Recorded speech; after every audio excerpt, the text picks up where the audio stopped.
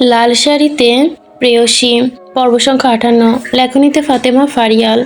এক অদ্ভুত আনন্দে ভরে উঠেছে আহাদ তার রুমটা। বাতাসের মধ্যে উচ্ছ্বাস টের পাওয়া যাচ্ছে।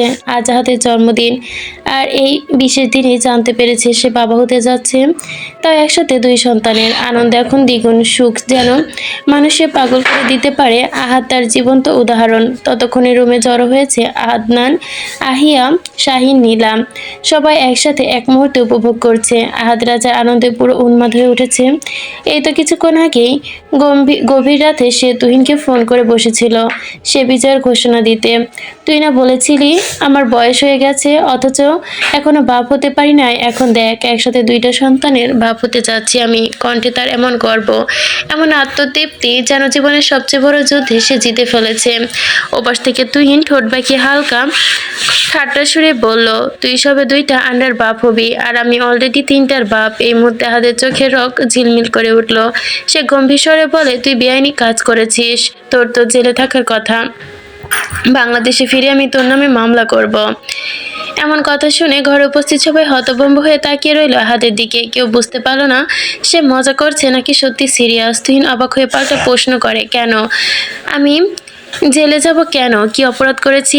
আহাদ এবার আইনি ভঙ্গিতে উত্তর দিল, বাংলাদেশ পরিকল্পনার ক্ষেত্র থেকে বলা হয়েছে দুই সন্তানের বেশি নয়, একটি হলে ভালো হয়। আর তুই নিয়ম লঙ্ঘন করেছিস, তিনটা আন্ডাকান্ডা জন্ম দিয়েছিস। এটা এক ধরনের ক্রাইম। আমি আমাকে বলে তোর নামে মামলা ঠুকে দিব। এবার আর কেউ নিজেকে ধরে রাখতে পারলো না। সবাই একসাথে হতবাক হয়ে তাকিয়ে আছে। আদনানের ঠোঁটের কোণে তাচ্ছিলের হাসি টেনে বিড়বিড় করে উঠল। তবুও নিজের দুর্বলতা স্বীকার করবে না।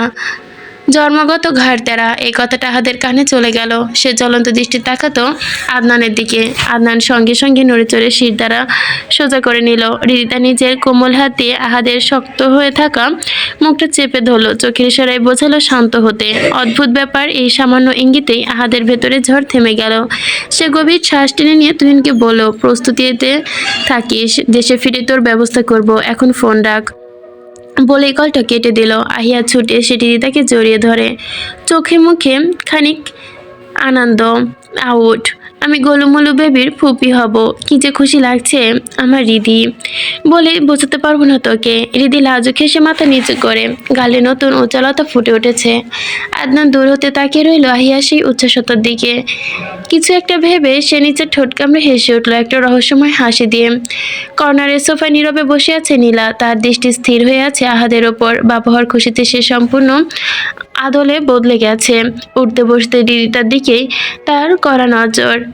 এমন একজন মানুষ যাকে ভালোবাসার ব্যাখ্যা করে প্রকাশ করা যায় না। নীলা খুবই ক্ষীণ করে হাসলো। এই মুহূর্তে তো তারও হতে পারতো। এই আনন্দ উচ্ছ্বাস কেমন কুয়াশার মতোই ধোঁয়াশা লাগছে তার।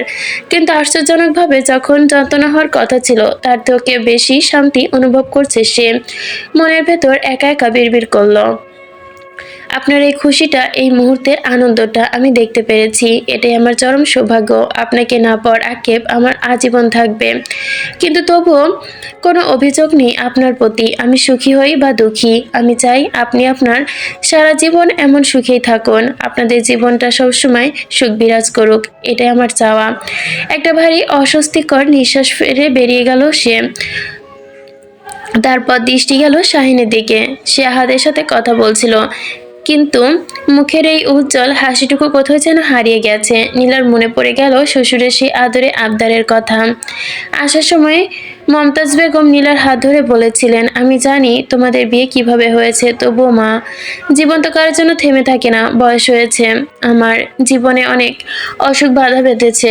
হয়তো হায়াত মুহূর্তের কথা তো নিশ্চিত নেই, কবে হায়াত শেষ হয় কে জানে। ছেলেটার একটা পূর্ণ জীবন দেখে যেতে পারলে অন্তরে শান্তি পেতাম। একটা নাতি নাতনির মুখ দেখলে শান্তি পেতাম। নীলার বুকটা হু হু করে উঠল। কি অদ্ভুত এক সম্পর্কের বেড়াজালে সে আটকে গেছে। শাহিনীর সাথে হ্যাঁ না কথা বলতেও তাকে ভাবতে হয়। কিভাবে সন্তান চার কথাটা বলবে কল্পনাও করতে পারে না। কিভাবে সন্তান এখনো অনিকার স্মৃতিতেই প্রতিটা ছটফট করে শাহিন। সেই শাহিনকে কিভাবে সে সন্তান দিতে বলবে। নীলা কেমনভাবে শাহিনের দিকে অপলকভাবে তাকিয়ে থাকতে দেখে আহাদ হালকা হাসলো। মনে মনে ভাবলো হয়তো নীলার মনে এখন বিভ্রান্ত, আর সে তো এটাই চেয়েছিল। নীলা তাকে ভুলে ভুলে নতুন অনুভূতির দিকে এগিয়ে যাক। এখন মনে হচ্ছে সে সময়টা আর বেশি দূরে নয়। আদনান সবে ফ্রেশ হয়ে বেরিয়েছে। সারাদিনের ধকল শরীর জুড়ে জমে আছে, মাথাটা ভার লাগছে, পেশিগুলো টনটন। এই মুহূর্তে যদি একটু আরাম করে শুতে পারতো তাহলে হয়তো ভেতরের অস্থিরতা কিছুটা কমতো। মুখে মুছতে মুছতে আয়নার সামনে দাঁড়ালো। আয়নায় নিজের দিকে তাকিয়ে খানিকটা থমকে গেল। ফর্সা মুখে হালকা হালকা দাড়ি গোঁফের রেখা স্পষ্ট হয়ে উঠেছে। বেশ কয়েকটা ক্লিন করা হয়নি বেশ কয়েকদিন ধরে ক্লিন করা হয়নি, সেটাই বেশ চোখে পড়ছে। নিজেকে খুঁটিয়ে খুঁটিয়ে দেখছিল সে, তখনই চোখের কোণে অন্য কারো একটা উপস্থিতি টের পেল। ঘাড় ঘুরে তাকাতে দেখলো আহিয়া সোফার উপর পা তুলে বসে আছে, দুহাঁটু ভাঁজ করে, হাত দুটো হাঁটুর উপর রেখে একদৃষ্টে তাকিয়ে আছে আদনানের দিকে।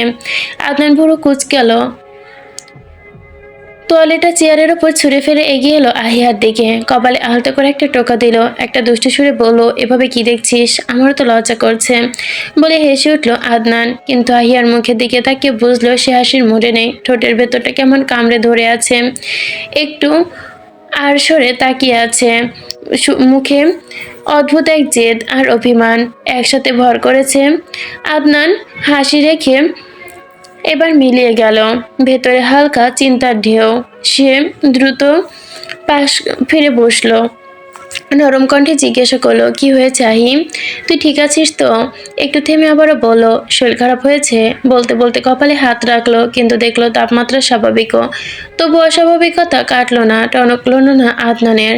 চোখে চোখ রেখে বলল, কি হয়েছে? কি ভাবছিস? আমাকে বল। আহিয়া ঠোঁট ফুলিয়ে ফেললো, কিছুক্ষণ পর সাহস জুগিয়ে বলেই ফেললো, আমি বেঁচে আছি। আমিও বেবি চাই। এক মুহূর্তের জন্য আদনান স্থির হয়ে গেল। কথাটা বুঝতে কয়েক সেকেন্ড লাগলো তার। চোখে বিস্ময় খেলে গেল, তাকিয়ে রইল সে। আহিয়া এবার পুরো শরীর ঘুরিয়ে তার মুখের দিকে তাকালো। আগে চেয়ে একটু জোরে বলল, আমি একটা বেবি চাই, আমার একটা বেবি লাগবে। বেবি দিয়ে তুই কি করবি? আহিয়া চোখ বড় বড় তাকালো।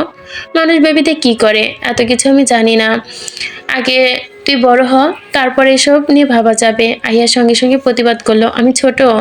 আদান মাথা নেড়ে বলল, ছোট না তো কি, দিনে 4 কদম হাঁটতে 3 কদম মুষ্টা খেয়ে পড়ে যাস। আগে নিজেকে সামলাতে শেখ, বেবি টেবির কথা পরে হবে। এ কথা আহিয়ার চোখ দুটো জলজল করে উঠল। কণ্ঠ অভিমান মিশিয়ে বলল, আপনি এমন কেন আদনান ভাই? আমি ভেবেছিলাম আপনি খুশি হবেন এই কথা শুনে। মুহূর্তে আদনানের মুখের রং পাল্টে গেল, ফর্সা মুখটা হালকা লাল হলো। তুই কি বললি? সে একটু ঝুঁকে শাহিয়ার মুখে আবারও বলল, প্রথমত আদনান ভাই বলতেই আমি বারণ করেছিলাম। একটু থেমে আবারও গম্ভীর কণ্ঠে বলল, দ্বিতীয়ত তুই এখনো ছোট, তোর শরীর এখনো এত বড় দায়িত্ব নেওয়ার মতো তৈরি হয়নি। আমি তোকে নিয়ে কোনো ঝুঁকি নেব না। আইয়া ঠোঁট চেপে তাকিয়ে রইল কিছুক্ষণ, এবার তর্জনী আঙ্গুলে বুক ঠেলে সরিয়ে দিল। নিচে উঠে গিয়ে বিছানায় শুয়ে চাদর দিয়ে মুড়ি দিল। কণ্ঠে উঁচু করে বলল, আপনি সোফায় থাকবেন, খবরদার আমার কাছে আসবে না। একটু থেমে আবারও যোগ করলো, আমি তো এখনো ছোট, যেদিন বুঝবো আমি বড় হয়েছি সেদিন আসবেন।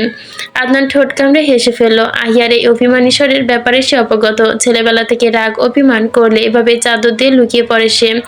অবশ্য এক ঘুম দিলে আবার সব ভুলে যায়। আদনান ধীরে এসে পেছন থেকে আহিয়ার কোমর টেনে নিজের সাথে মিশে নিল। কানের কাছে মুখ এনে কণ্ঠে নিচু করে ফিসফিস করে বলল, আমি বলেছি বাবুর আম্মু হওয়ার মতো বয়স হয়নি। একটু থেমে মুচকি এসে যোগ করলো, কিন্তু বাবুর আব্বুকে সামলানোর মতো বয়স হয়েছে। আহিয়া চাদরের ভেতর থেকেই বলল, দূরে থাকবেন। আদনান আর কেউ কাছে ঘেঁষে এলো, ঘাড়ে থুতনি ঢেকে বলল, সম্ভব না। কেন সম্ভব নয়? আদনানের কণ্ঠে এবার আরো নরম, আরো গভীর হলো, কারণ তুই আমার অস্তিত্বের সাথে মিশে আছিস, আলাদা হওয়া সম্ভব না। আহিয়া সরে যেতে চাইলো, কিন্তু পারল না। আদনান তাকে ছাড়লো না, বরং পুরোপুরি আষ্টে পিষ্টে জড়িয়ে ধরলো, যেন এই আলিঙ্গনে সব অভিমান গলে যাবে এক নিমিষেই। এতদিন পর পর্ব, তারপরে পর্বটা এতটুকুই। এতক্ষণ সাথে থাকার জন্য ধন্যবাদ সকলকে।